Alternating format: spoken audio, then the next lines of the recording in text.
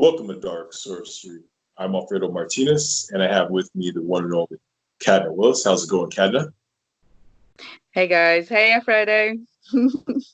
Catna, so today we're on our fifth video of Yule, and we're going to be talking about pleasing the gods. And, the interesting thing is that there's so many different ways that you can please the gods. Wouldn't you agree, Catna?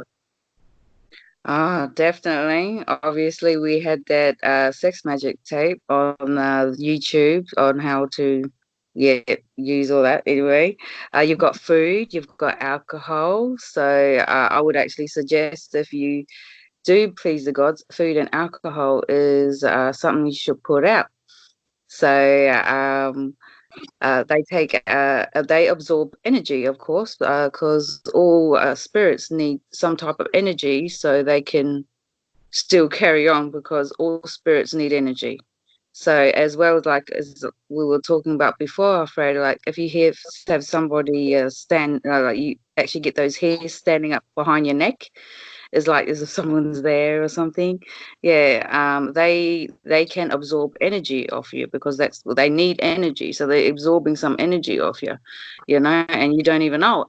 So I would suggest it for your home or office or whatever. You would use uh, energies, food platters, and that, put it on your altar, and you give it to them for offerings. So they would absorb that energy instead of you and your family members or whoever that's living in your house or wherever you put the blessings out. As you notice that there are a lot of cultures out there, they put fruit out in their businesses. Haven't you noticed that they sometimes they put the plate of fruit in front of their door, welcoming door or whatever? So a lot of cultures put a lot. It's because they're feeding them energy. Because when you feed them energy, they bless you in return. So no matter what demon, spirit, or God, deity, whatever, they will bless you in return. They'll give you something in return. So one day you might be walking down the street and might find $10. Like, yeah, you never know, So, but they leave little trinkets like that, and it's really good too if you just do it out of the blue, not just special days. You know what I mean? So it's like a more of a better gesture that you are.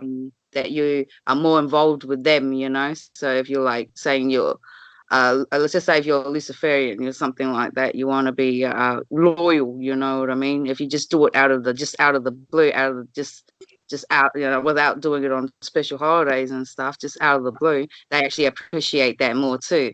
So blessing. So if alcohol, the reason why I won't put alcohol on there, because on the altar table you have those 5 elements, right? You normally have your 5 elements when you set up the altar.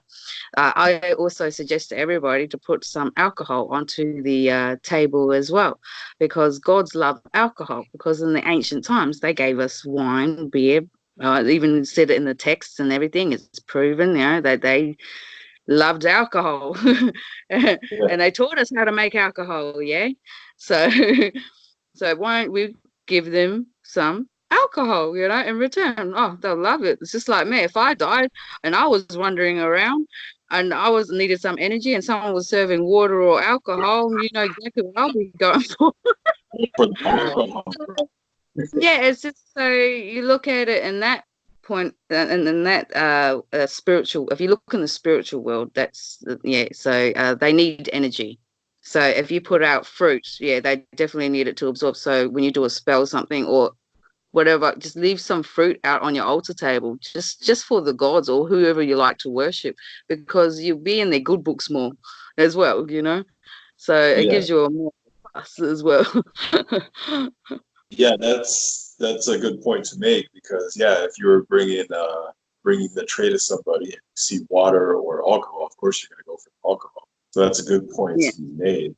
And of course, an altar is like a signal to, because all spirits can see altar tables. That's why you have your altar table there, and that's when they choose. Oh, okay, that's when they know you have your protection spells and everything. They can see it because that's where all your protection spell come from anyway, And they know that altar tables are also sanctuary tables. So if you leave the candles out, that's why you burn candles, because that's how you lead any type of spirit or anything to see it, to see their pathway. That's why they say follow the light. You know, there's a saying on it. It doesn't mean it's for the light magic people. It's also the dark magic. You know, you follow the same thing. You see a light, you follow. Yeah, type thing. Yeah. So it's just like when you're in the dark in the jungle. You got to have a light to see where you're going, eh? So if you had someone had light up a candle, on your old table, they will see that candle. You know what I mean? They're like, oh, I go there. You know, and especially when you're also summoning their name too.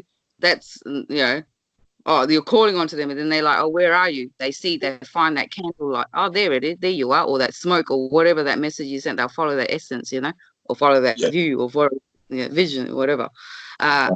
So, yeah. Yeah, that's some good points made. That's some very good information on pleasing the gods. So we'll go ahead and leave that right there, and go ahead and tune in, everybody, tomorrow as we do our 6th video on Yule. Everybody have a good day.